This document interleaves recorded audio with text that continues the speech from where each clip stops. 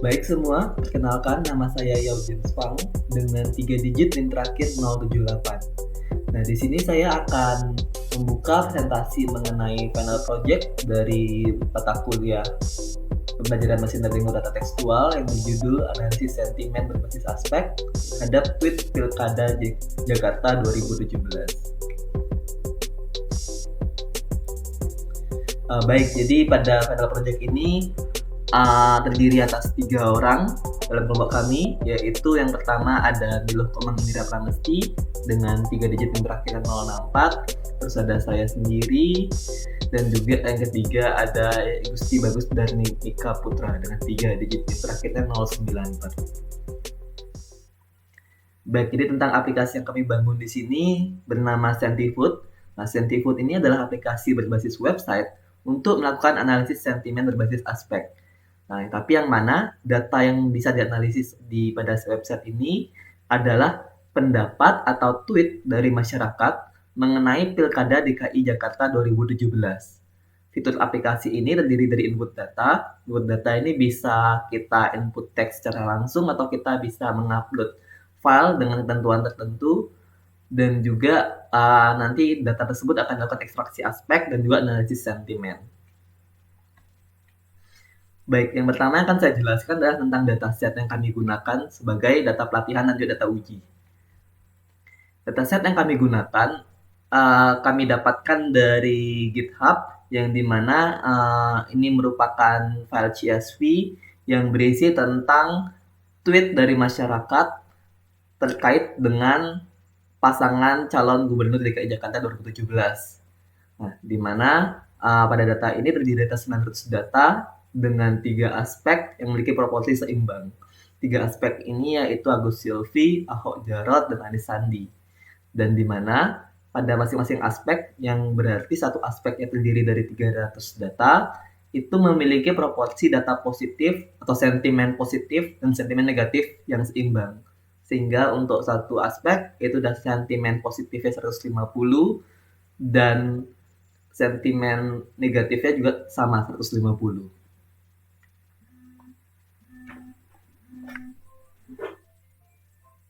Nah, kemudian ini adalah contoh terkait dengan sentimen positif dan negatif yang telah dikelompokkan kepada masing-masing aspeknya.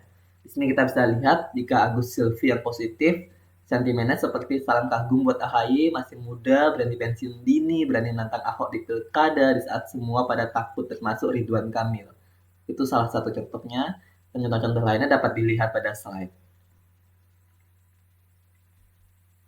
Baik, kita lanjut yang kedua, yaitu diagram sistem. Jadi yang pertama, di sini kita akan menampilkan use case diagram terlebih dahulu. Pada use case diagram ini, itu menunjukkan langkah-langkah yang dilakukan website yang kami buat itu untuk melakukan analisis sentimen berbasis aspek. Dengan nanti kita akan menggunakan algoritma K-means untuk melakukan clustering, dan juga menggunakan algoritma random forest untuk mengklasifikasi sentimennya. Nah, yang pertama di sini kita lihat ada 2 aktor pada diagram ini, yaitu aktor user dan juga aktor sentimen.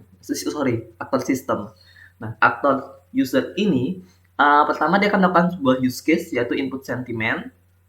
Terus kemudian si user ini nanti akan mendapatkan juga use case display output seperti yang kita lihat pada use case diagram. Terus kemudian lanjut kepada aktor sistem. Di sini kita lihat setelah user melakukan input sentimen, maka sistem akan melakukan use case berupa preprocessing. Ini untuk membersihkan data dan juga mempersiapkan teks yang akan dianalisis nanti. Terus kemudian akan dilanjutkan dengan TF-IDF. Terus setelah itu seleksi fitur, dan setelah seleksi fitur baru akan dilakukan clustering aspek. Nah, setelah dapat nanti aspeknya masing-masing, maka nanti data tersebut akan diklasifikasikan sentimennya menurut aspek dari data tersebut. Jika itu termasuk aspek 1, maka akan masuk mesin klasifikasi 1, begitupun untuk aspek 2 dan aspek 3. Nah, setelah dilakukan klasifikasi sentimen, baru hasilnya ditampilkan ke dalam display output. Seperti itu.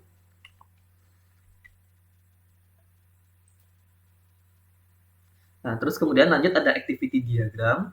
Jadi activity diagram ini menunjukkan langkah-langkah yang dilakukan sistem untuk melakukan analisis sentimen berbasis aspek pada website kami.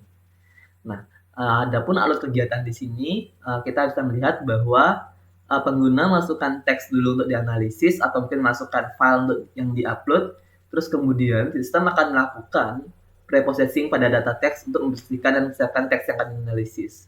Terus setelah itu sistem akan melakukan pembuputan data dan juga melakukan seleksi fitur untuk memilih fitur-fitur yang relevan untuk dilakukan analisis atau di training nantinya. Nah, terus setelah itu sistem akan melakukan clustering aspek untuk mengelompokkan teks berdasarkan aspek-aspeknya. Nanti di sini kita akan mengclustering jadi 3 karena aspeknya ada 3. Terus kemudian sistem akan melakukan klasifikasi sentimen untuk menentukan sentimen dari data tersebut menyesuaikan dengan aspek-aspeknya. Dan pada akhirnya baru sistem akan menampilkan hasil dan evaluasinya kepada user seperti itu. Nah, terus selanjutnya ada sequence diagram. Jadi sequence diagram ini menunjukkan langkah-langkah dilakukan sistem untuk melakukan analisis sentimen dari aspek. Nah, di sini kita lihat untuk aktornya di sini ada 4, yaitu ada user itu sendiri, terus ada user interface ini sebagai tampilan websitenya, terus setelah itu ada model clustering, dan setelah itu ada model klasifikasinya. Nah, di sini kita lihat alur kegiatannya, yaitu dimulai dengan pengguna memasukkan teks, terus kemudian sistem akan melakukan preprocessing pada data teks tersebut, dan terus setelah dilakukan preprocessing dan juga FIDF dan seleksi fitur nantinya, maka sistem tersebut akan mengirimkan hasilnya itu ke objek clustering modelnya itu. Terus dari clustering model itu akan menghasilkan aspek, akan mengembalikannya aspek tersebut ke user interface dulu. Nah, setelah user interface mendapatkan aspek, baru aspek tersebut dan juga teks datanya itu tuh akan dikirimkan ke klasifikasi model. Pada klasifikasi model itu nanti akan menghasilkan sebuah sentiment label. Nah, sentiment label itu baru akan dikembalikan ke user interface seperti itu. Terus kemudian lanjut untuk model sistem. Nah, yang ini adalah flowchart keseluruhan dari sistem. Nah, kita lihat bahwa pertama akan dilakukan sebuah preprocessing untuk datanya, terus kemudian akan dilakukan ekstraksi fitur dengan menggunakan TF-IDF, terus hasil dari TF-IDF tersebut merupakan vektor fitur yang akan dimasukkan untuk melakukan seleksi fitur chi-square. Nah, setelah melakukan seleksi fitur chi-square, akan dilanjutkan dengan melakukan clustering aspek dari fitur-fitur yang telah dihasilkan dari seleksi fitur. Nah, terus setelah itu, setelah kita menemukan model untuk melakukan clustering, sini nanti kita clustering menggunakan k-means, kemudian akan dilakukan evaluasi clustering modelnya ini. Untuk evaluasi nanti kita akan lihat nilai Silverthorne score-nya. Nah, terus setelah kita melakukan evaluasi, jika sudah bagus, maka baru kita akan lanjut untuk membangun modelnya nanti. Nah, terus kemudian nanti kita akan lihat apakah ulasan tersebut masuk ke aspek yang mana ini gitu. Jika semisal ulasan tersebut masuk ke aspek Anis Sandi, maka ulasan tersebut nanti akan menuju ke mesin klasifikasi random forest yang sudah khusus dibuat untuk Anis Sandi. Terus tapi jika tidak, maka akan dicek kembali apakah mungkin ulasan tersebut atau sentimen tersebut masuk ke dalam aspek Ahok Jarot. Jika iya, maka akan masuk ke model klasifikasi khusus untuk model Ahok Jarot. Tapi jika tidak, maka otomatis akan langsung masuk ke model klasifikasi khusus untuk Agus Silvi. Nah, terus kemudian nanti dari mesin klasifikasi sentimennya ini akan didapatkan sebuah sentimen label dari data yang dimasukkan. Nah, terus setelah itu kita juga akan melakukan evaluasi model dengan keyword cross validation dan matrix evaluation.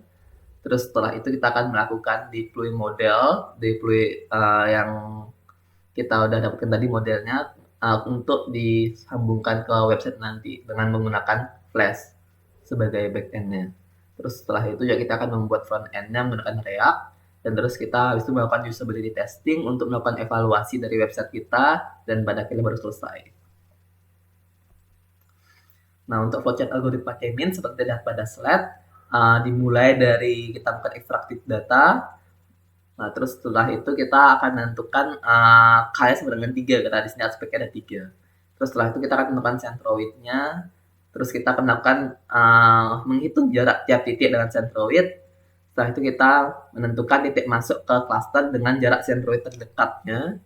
Dan terus kita lihat apakah ada titik yang pindah ke cluster. Jika iya, maka proses ini akan kita ulangi lagi dengan menentukan sentroid dari awal. Tapi jika tidak, maka sudah selesai.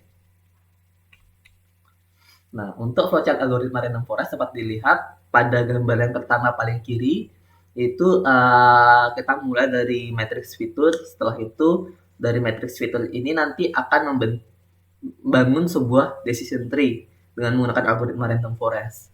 Nanti decision tree yang telah dibangun ini pada akhirnya baru akan menghasilkan model klasifikasi sentimen. Nah, untuk membangun decision tree ini lebih detailnya kita lihat di gambar sebelah kanannya, itu gambar tengah-tengah. Untuk mulai membangun decision tree itu dimulai dengan mesin akan memilih subset data latih secara acak. Nah, terus setelah dipilih data latihnya secara acak tersebut, akan dicek pada data latih tersebut apakah node-nya itu sudah dalam kondisi stop. Jika semisal belum, maka dia akan melakukan split untuk node berikutnya. Jadi dia akan lakukan percabangan lagi. Sampai jika kondisinya sudah stop, baru akan menghasilkan sebuah decision tree. Nah, setelah itu selesai. Nah, di sini kita lihat untuk menentukan split node berikut itu detail seperti apa, dapat dilihat pada gambar sebelah kanan. Jadi untuk menentukan split node berikutnya, pertama-tama mesin akan memilih subset variabel juga secara acak. Terus setelah itu setiap variabel sudah dipilih, apakah semua variabel dari subset tersebut sudah dipilih? Jika semisal tidak, maka akan melakukan sampel sebuah data, terus setelah itu mengurutkan berdasarkan variabelnya, dan setelah itu baru menghitung nilai Gini index pada setiap split. Nah, jika semua variabel sudah dipilih pada subset variabel, baru kemudian model akan menentukan split terbaik yang mana dari semua variabel yang sudah dipilih tadi. Nah, untuk menentukan split terbaiknya ini nanti akan digunakan nilai Gini index juga, mana nilai Gini indexnya yang paling bagus. Terus kemudian setelah menentukan split terbaik, maka baru akan masukkan sebuah child node. Nah, setelah itu baru sudah selesai, seperti itu.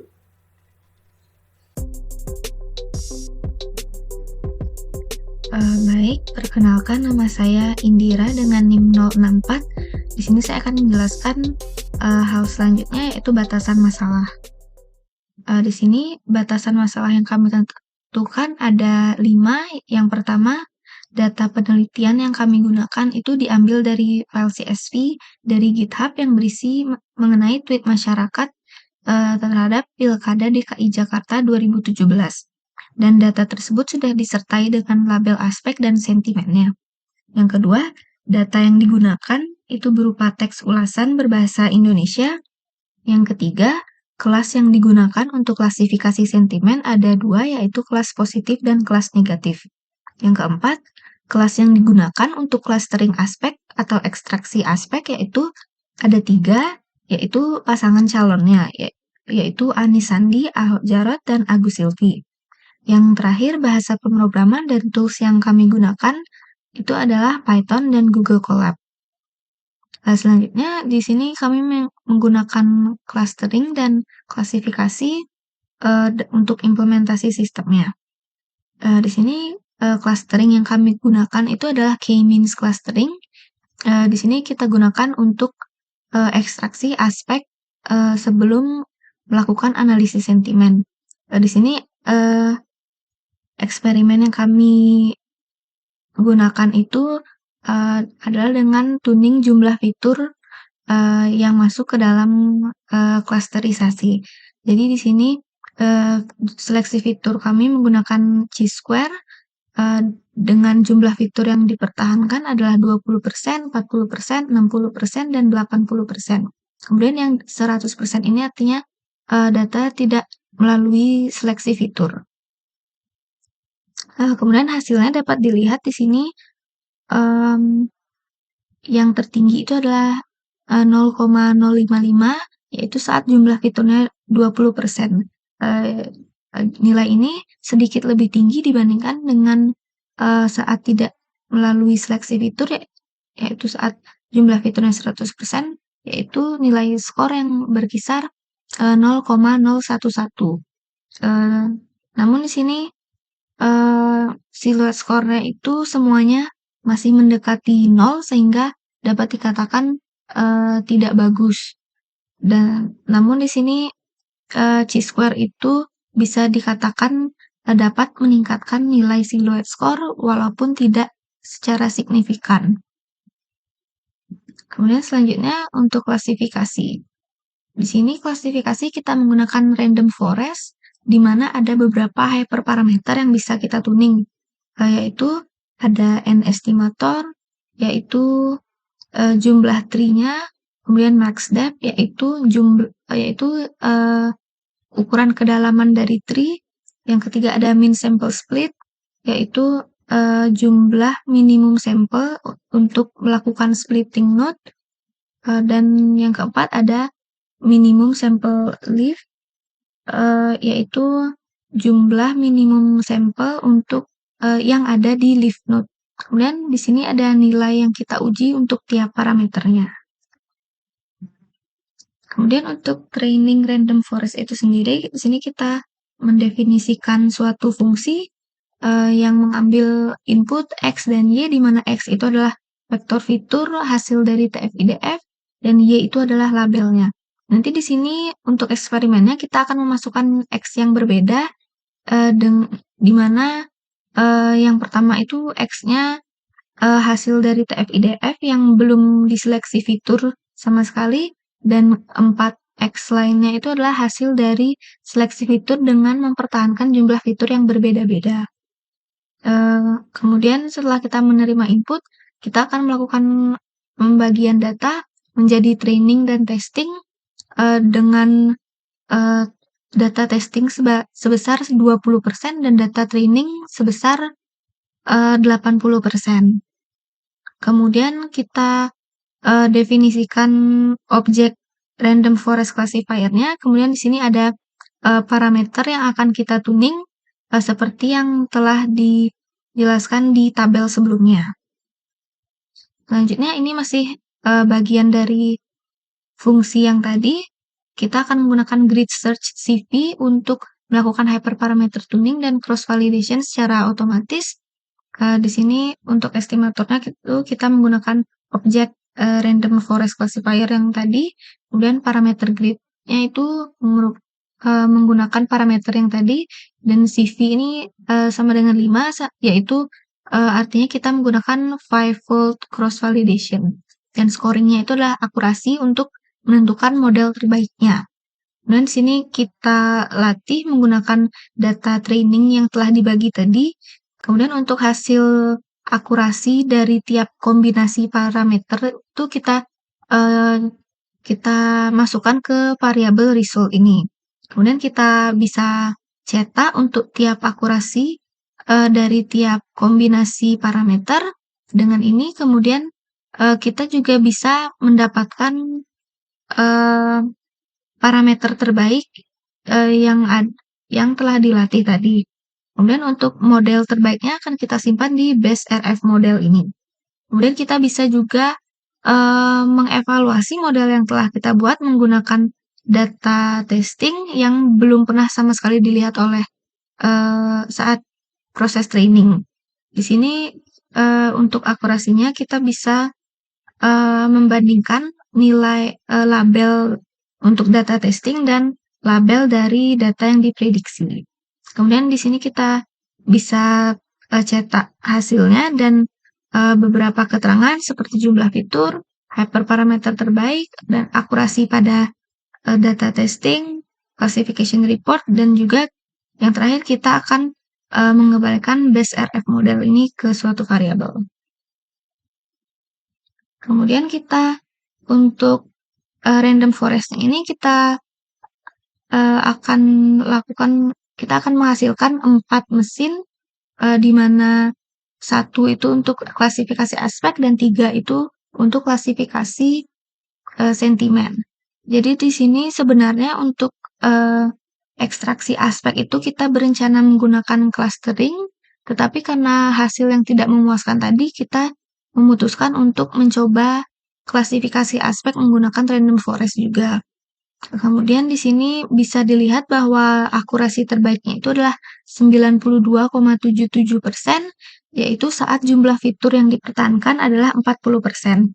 Jadi tapi kita juga bandingkan dengan saat tidak menggunakan seleksi fitur, nilai akurasinya itu sama, sehingga dapat disimpulkan bahwa untuk klasifikasi aspek menggunakan random forest ini, seleksi fitur chi-square itu tidak dapat meningkatkan akurasi. Selanjutnya, untuk aspek yang pertama, Agus Silvi, klasifikasi sentimennya itu mendapatkan akurasi tertinggi 81,66% saat jumlah fiturnya itu 60%. Yang dimana akurasinya ini lebih tinggi dibandingkan saat tidak menggunakan seleksi fitur, yaitu 78,33%. Jadi untuk klasifikasi sentimen aspek ini, chi-square itu dapat meningkatkan akurasi. Kemudian untuk sentimen aspek yang kedua, di sini yang akurasi tertingginya itu adalah 78,33% saat jumlah fitur yang dipertahankan 60% dan 80%. Jadi lebih tinggi dibandingkan saat tidak menggunakan seleksi fitur, yaitu 71,66%. Sehingga klasifikasi sentimen di aspek ini, chi-square itu juga dapat meningkatkan akurasi. Kemudian untuk aspek yang terakhir, di sini akurasi tertingginya adalah 78,33% saat jumlah fiturnya 20%. Jadi ini juga lebih tinggi dibandingkan saat tidak menggunakan seleksi fitur, yaitu 71,66%. Dan di sini chi-square juga terbukti dapat menaikkan tingkat akurasi dari random forest. Sekian yang dapat saya sampaikan untuk demo aplikasi, akan dibawakan oleh rekan saya. Terima kasih. Baik, perkenalkan saya Igusti Bagus Dharmika Putra dengan NIM 094. Di sini akan menjelaskan terkait demo aplikasi. Berikut merupakan hasil sistem aplikasi analisis sentimen berbasis web dengan menggunakan chi-square dan random forest. Ketika pengguna mengakses aplikasi, pengguna langsung diarahkan ke halaman login yang mengharuskan pengguna untuk memasukkan username dan password dari akun yang terdaftar dalam aplikasi web ini. Jika pengguna belum memiliki akun, maka pengguna dapat mengklik daftar di bagian bawah form login dan web akan mengarahkan pengguna ke halaman register atau daftar akun. Untuk melakukan pendaftaran, pengguna diminta untuk mengisi data-data seperti username, email, dan password.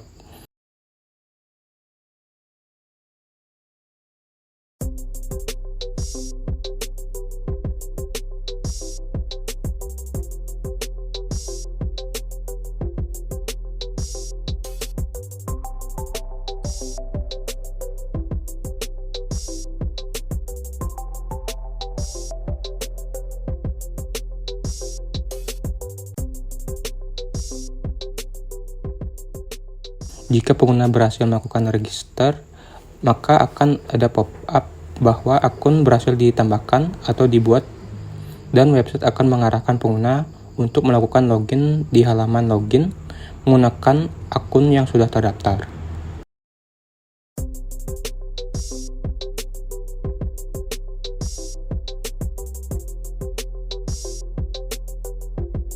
Jika pengguna sudah berhasil login, maka web akan menuju ke halaman beranda yang dimana pada halaman ini akan menjelaskan tentang aplikasi web yang kami buat, yaitu Sentifood. Jika pengguna ingin melakukan analisis sentimen berbasis aspek, pengguna dapat mengklik tombol coba sekarang pada halaman beranda atau langsung mengklik navigasi analisis.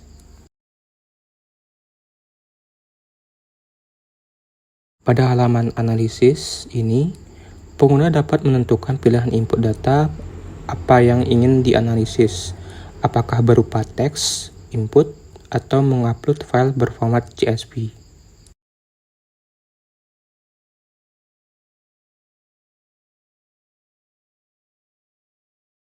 Jika pengguna memilih input teks, maka pengguna akan diarahkan ke halaman input teks, yang dimana pengguna akan diminta untuk memasukkan kalimat yang ingin dianalisis dan setelah menginput teks, pengguna dapat mengklik tombol analisis untuk melihat hasil analisis. Pada halaman hasil analisis inputan teks, pengguna akan mendapatkan informasi terkait analisis, yaitu berupa teks yang merupakan hasil dari preprocessing teks yang diinputkan tadi.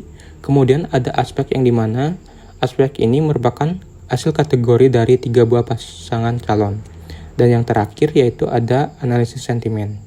Ketika pengguna ingin melakukan analisis kembali, maka pengguna dapat mengklik tombol coba lagi dan pengguna akan diarahkan kembali ke halaman analisis.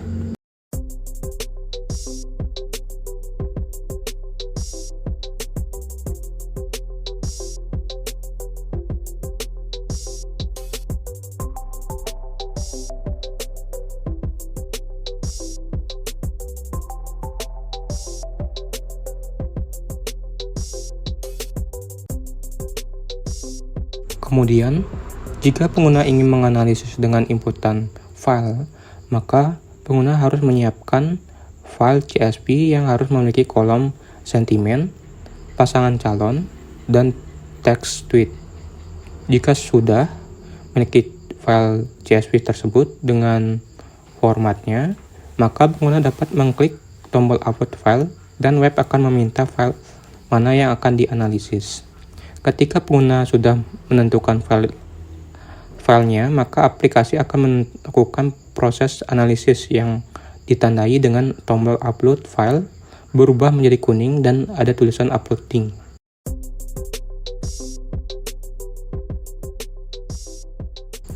Jika proses analisis berakhir, maka web akan menampilkan tabel yang berisikan informasi dari analisisnya, yaitu pada bagian kolom preprocess, yaitu hasil preprocessing, prediction aspect untuk hasil prediksi aspek, dan sentiment prediction untuk hasil dari prediksi sentimen. Dan data-data ini akan disimpan ke database sistem sebagai arsip hasil analisis sentimen berupa file.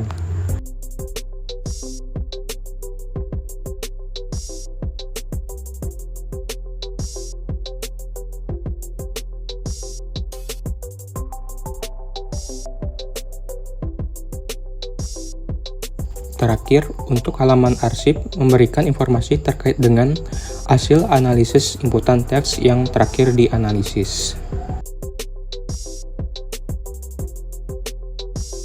Mungkin begitu saja yang dapat kami sampaikan, dan kami berterima kasih karena sudah berkenan menonton hasil presentasi kelompok kami, dan semoga video ini bisa memberikan manfaat untuk semua.